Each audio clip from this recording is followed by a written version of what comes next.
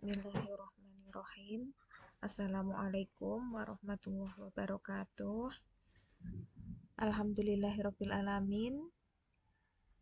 Ibu berkesempatan untuk menjawab pertanyaan-pertanyaan dari pertemuan kelima.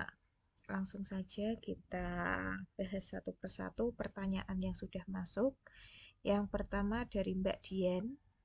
Izin bertanya, Bu, apakah ada kepribadian yang namanya ambivert? Karena setahu saya itu hanya introvert dan extrovert.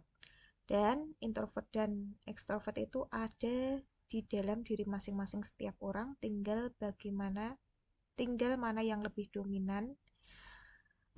Tetapi banyak juga yang misal ketika ditanya kepribadiannya apa, ada yang menjawab ambivert. Katanya campuran dari introvert dan extrovert. Dari pertanyaan ini dapat Ibu tangkap, ambivert itu memang gabungan antara introvert dan extrovert. Tidak ada orang yang 100% introvert dan 100% extrovert, itu juga tidak ada. Teori introvert dan extrovert ini adalah teori milik Carl Gustav Jung, gitu tulisannya. Ini berpendapat bahwa introvert itu cara mengecharge energi dengan menyendiri.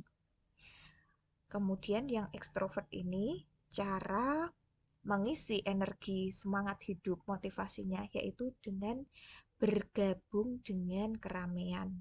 Jadi bukan introvert ini orang tertutup dan berpenyakit, ekstrovert ini orang yang terbuka dan asik, bukan seperti itu.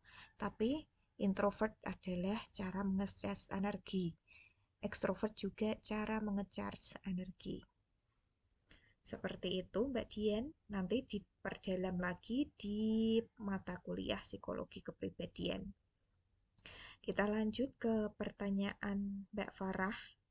Bu, tadi saya review jurnal tentang introvert.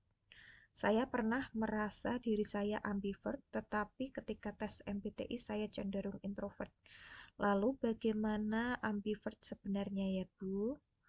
Apakah dalam tes psikologi ada tes khusus untuk menentukan kepribadian introvert, ambivert, dan extrovert? Keterangan mengenai introvert, ambivert, dan extrovert ini sudah terwakili di pertanyaan pertama. Sedikit Ibu singgung tentang tes psikologi. Tes psikologi itu bukan hanya mengukur kepribadian dari introvert, extrovert, dan extrovert, introvert, dan ambivert, tetapi ada juga tes lain yang mengukur talentanya apa. Itu di talent mapping itu malah mengukur 34 jenis kepribadian. Ada juga yang 16 macam. Ada juga Steven yang mengetahui karakter seseorang itu dari sidik jarinya, 5 macam. Itu macam-macam tesnya. Jangan terpaku sama MBTI saja. Ibu pernah tes MMPI juga. Ada 183 tes, itu juga mengukur tentang kepribadian seseorang, bagaimana karakternya. Seperti itu. Jangan terpaku pada teori lama ya. Ini termasuk grounded teori milik Carl Gustav Jung. Nanti diperdalam lagi dengan teori-teori modern, penemuan-penemuan modern yang sudah dipadukan dengan alat-alat modern juga. Kemudian yang ketiga dari Mbak Konatul, izin bertanya bagaimana cara memperbaiki kepribadian yang sudah rusak karena sikap orang tua. Selain dari diri sendiri, apakah harus membutuhkan bantuan orang lain seperti psikolog? Memperbaiki diri ini kompleks sekali ya. Bukan hanya kemauan diri kita sendiri, tapi juga ada support dari lingkungan. Ini diperdalam di psikologi kepribadian di bab modifikasi perilaku. Nanti itu ada tabel untuk memonitoring perilaku yang ingin dirubah apa, intervensinya seperti apa, itu ada tabel. Namanya tabel modifikasi perilaku. Sekarang boleh browsing-browsing dulu, dikenali tabelnya seperti apa. Mengenai bantuan psikolog, konselor, atau ahli agama itu sangat boleh perlu berdiskusi dengan orang lain untuk menguraikan masalah-masalah kita. Kemudian kita lanjutkan ke pertanyaan nomor 4. Mbak Ayu, tentang metode penelitian. Apakah yang dimaksud dengan metode asosiatif kausal dan teknik narasi deskriptif? Dan apakah metode tersebut efektif jika digunakan dalam penelitian? Keefektifan metode ini tergantung masalahnya apa dulu.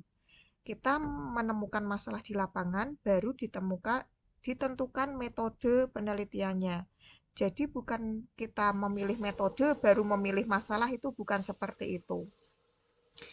Mengenai ini terletak di metode penelitian kualitatif.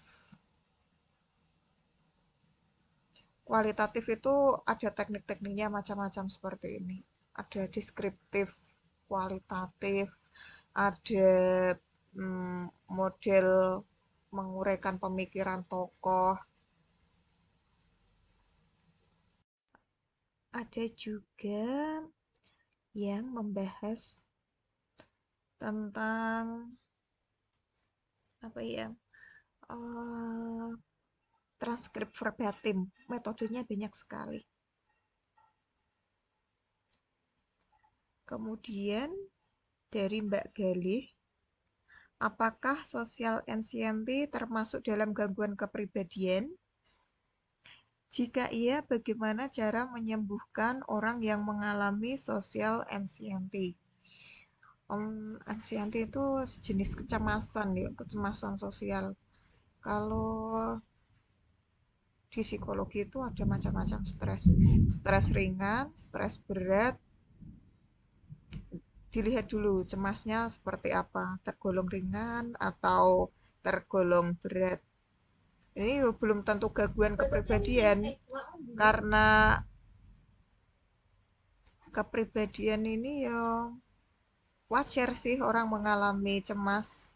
Cemas bentuk perlindungan diri, cemas karena momen-momen tertentu. Dilihat dulu, nanti diperdalam lagi ini dalam konteks apa, seperti itu. Bukan langsung menyimpulkan tentang gangguan kepribadian. Kita lanjutkan pertanyaan yang keenam. Izin bertanya, Bu, kebiasaan berbohong itu apakah termasuk gangguan kepribadian? Iya. Kalau di psikologi Islam itu fitrahnya manusia itu menjaga kesucian, menjaga diri dari berbuat dosa. Ini dilihat dulu bohongnya seperti apa, nanti di DSM itu bisa dicek. Kita lanjutkan pertanyaan dari Mbak Nisa Galuh.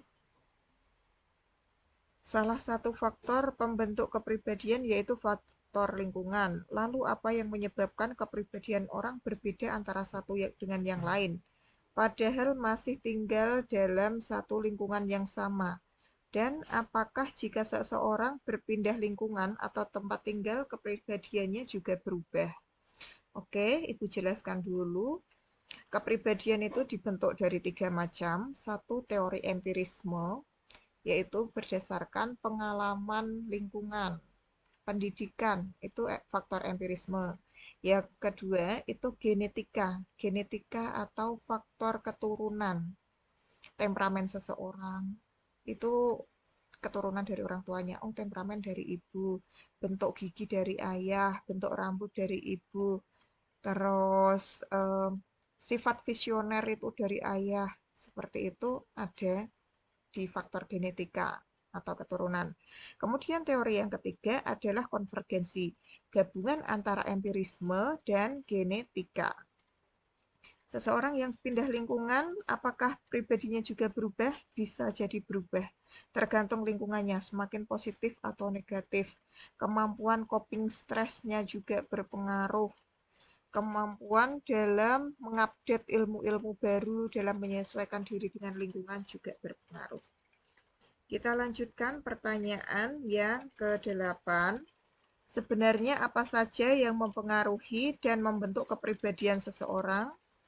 Oke, Ibu ulangi lagi. Tadi ada faktor genetika, empirisme, dan konvergensi. Genetika yaitu keturunan, empirisme yaitu pengalaman, yang ketiga adalah gabungan atau konvergensi. Kita lanjutkan pertanyaan yang nomor 9. Apakah kepribadian seseorang itu bisa berubah dan faktor apa yang mempengaruhi kepribadian? Bisa berubah faktor selain 3 faktor tadi, ada faktor lain, misal ada faktor kecelakaan, ada faktor karena sakit, tekanan sosial, beban hidup yang tidak mampu menanganinya sendiri, kemampuan coping stres yang kurang, itu berpengaruh. Kita lanjutkan pertanyaan yang nomor 10.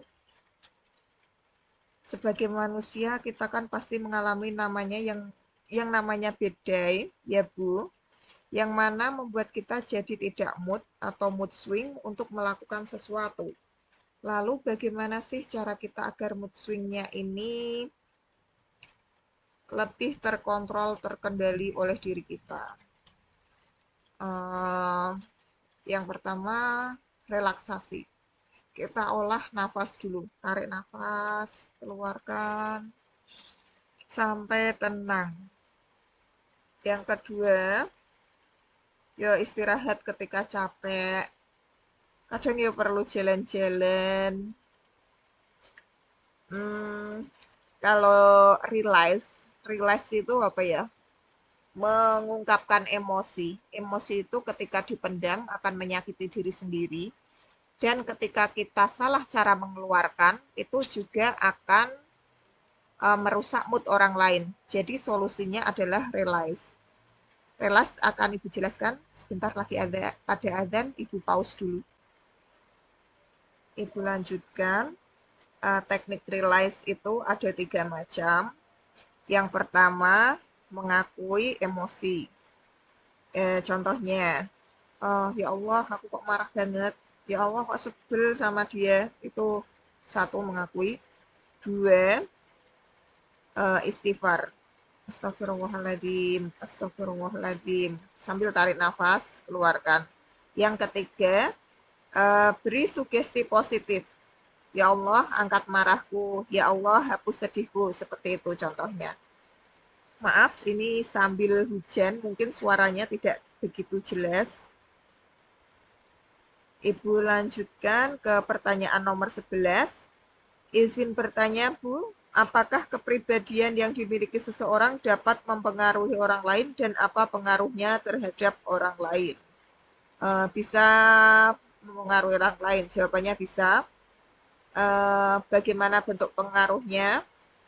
Jika positif ya seperti motivasi itu bisa menular, semangat belajar bisa menular, ngantuk itu juga bisa menular, menunda-nunda pekerjaan itu juga bisa menular. Ini namanya teori modeling.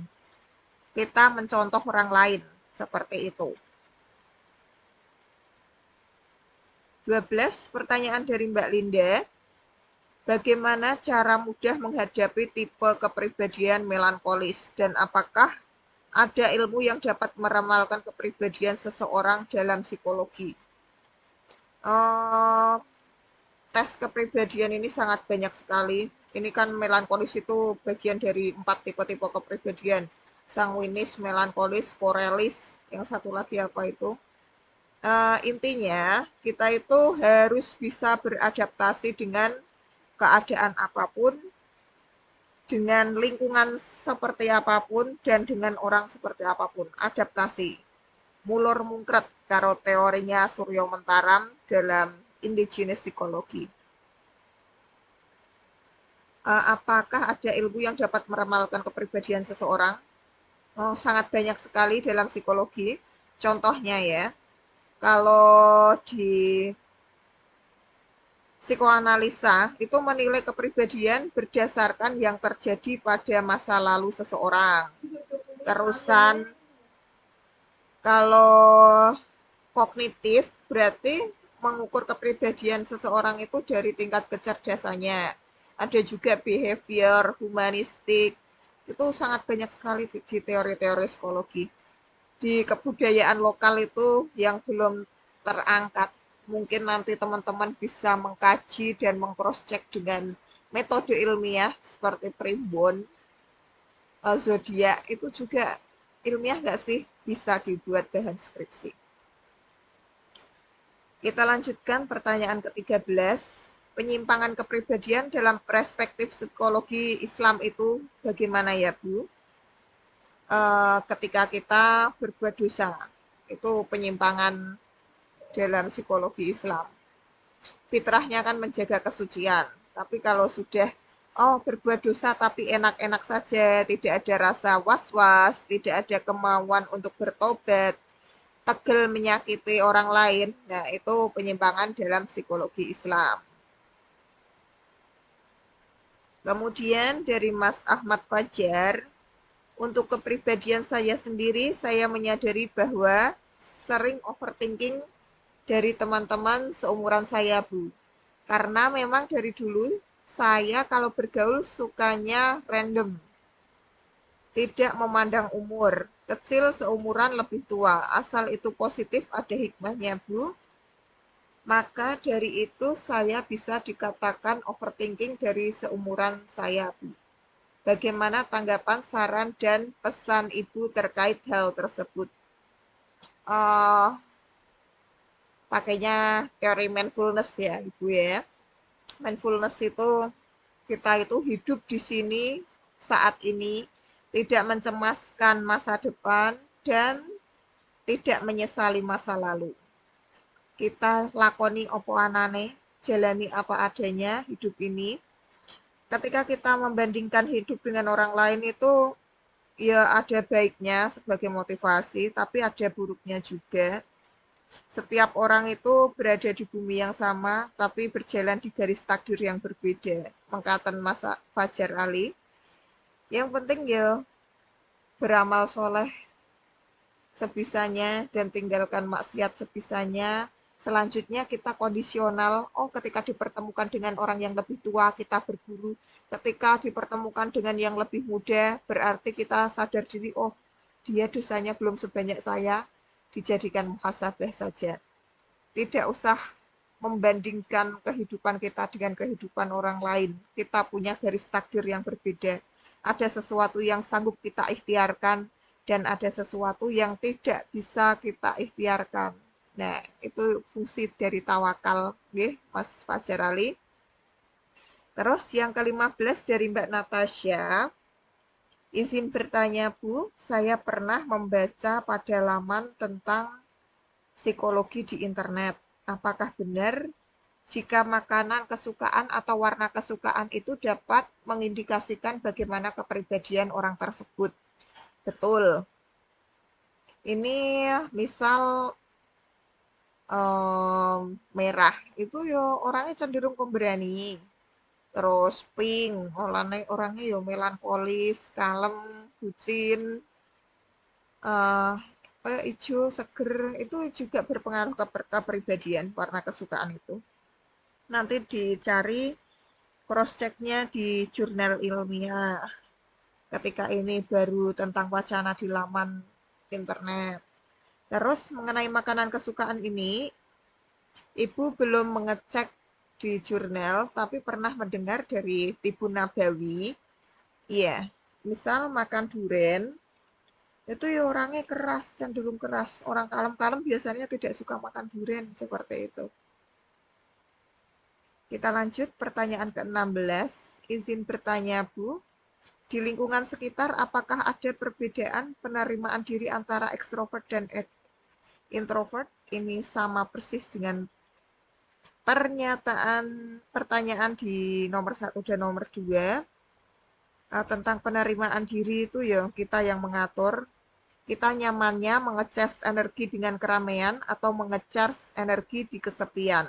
Kondisional saja. Ini bukan penyakit, ini bukan kelainan. Kita nyamannya seperti apa? Selama kita tidak merasa kesepian, kita tidak merasa galau itu ya silahkan boleh pakai cara ekstrovert atau introvert.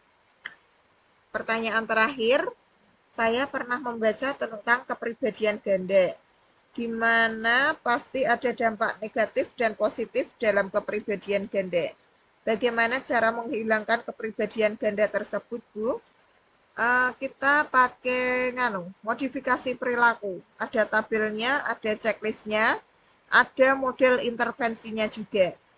Tapi saran Ibu, selama ini di psikologi ya belum maksimal. Kita sebagai orang yang beriman tetap jika tidak mengetahui solusi dari suatu masalah, a'udzubillahi minasyaitonirrajim, fas'alu ahla dzikri in kuntum la ta'lamun. Bertanyalah pada ahli zikir jika kamu tidak mengetahui tentang sesuatu.